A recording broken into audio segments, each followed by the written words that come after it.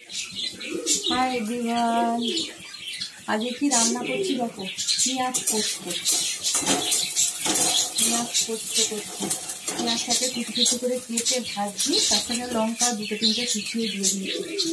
আর এই যে পোস্ত ছিলে বেটে রেখেছি, তোমাদের দেখাই। দেখো এই দেখো, পোস্তটাকে ছিলে বেটে রেখেছি। তাই আমি ছিলে বেটেই বেশি খাবার করি আর কি। মিক্সিতে করেই রাঁধতে গেলে খুব কম করি না, একদম সব এই ছিলে বেটে বেটেই রান্না করি। ছিলে বেটে রান্নার স্বাদই হয় আলাদা।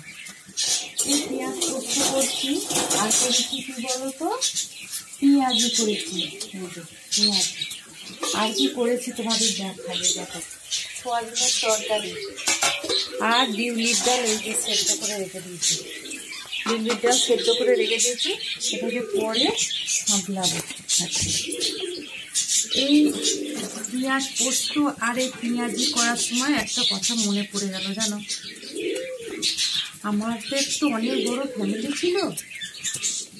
আর কি হতো, সকালবেলা যখন বাবা তো প্রাইমারি স্কুলের মাস্টার ছিলেন, বেরিয়ে যেত খাওয়া দাওয়া করে, দাদারাও সব চলে গেল, তরকারি পাতি হচ্ছে একটু কম হলো, তখন মা দেখতাম শেষের দিকে এরকম পেঁয়াজি করে নিত, একটু পেঁয়াজের পোস্ত করে নিত, নিয়ে শেষে এবার আমাদের সব যারা থাকতো বাড়িতে তাদের খেতে দিত।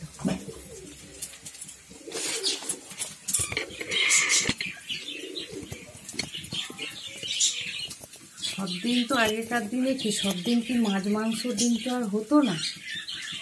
আর এখনকার ছেলেরা মাছ মাংস ডিম ছাড়া খেতেই বসবে না। তারপর এখনকার তো দেখবে জলখাবারে মুড়ি বস্তুটাই ওদের থেকে উঠে যাচ্ছে। আমরা তো জলখাবারে খেতাম মুড়ি বা রুটি, ওরা মুড়ি ফুড়ি চলবে না, নয় লুচি করে দাও, নয় পরোটা করে দাও, নাহলে চাউমিন, নাহলে এগরোল, এসব। সন্ধ্যেবেলা তো মুড়ি ফুড়ির কোনো ওদের সিনই নেই। ওরা বললেই গা জ্বলে উঠবে। ওদের চাউমিন দাও, এগরোল দাও, মোমো দাও, পিজা দাও, এইসব খাবে, মোগলাই, এসব।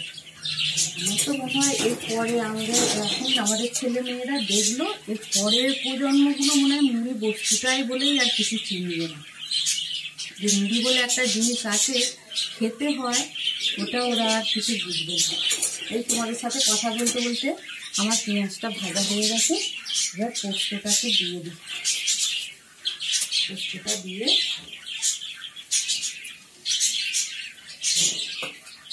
পোস্তর জলটা ছিল দিয়ে দিচ্ছি, চুল ধোয়া জলটা দিয়ে দিচ্ছি। এবার নামানোর আগে একটু সর্ষে তেল ছড়িয়ে আর কাশ্মীরি লঙ্কার গুঁড়ো একটু দিয়ে দেবো। এই হয়েছে আজকে রান্না। এই হলো পেঁয়াজ পোস্ত। পেঁয়াজি করলেই ওইসব কথাগুলো, একটা দিনের কথাগুলো মনে পড়ে যায়। আগেকার দিনে আমার মায়ের কথা বিশেষ করে মনে পড়ে যায়, যে মায়েরা এরকম শেষের দিকে সব বেটা ছেলেরা বেরিয়ে গেলে এরকম শেষে এরকম রান্না করতো। তরকারি পাতে যেদিন কম থাকতো এরকম পেঁয়াজি করতো, কোনোদিন হয়তো একটু পেঁয়াজ পোস্ত করলো, বেসনের একটুখানি আলু কুচিয়ে বড়া করে নিল, এইভাবে। অনেকগুলো ভাই বোন থাকলে যা হয়, আর বাবা একা রোজগারে প্রাইমারি স্কুলে মাস্টার, এইভাবেই চলছে। এখনকার ছেলে মেয়েরা বাবা এসব বললে না না না তোমরা খাও, এসব আমাদের দিও না।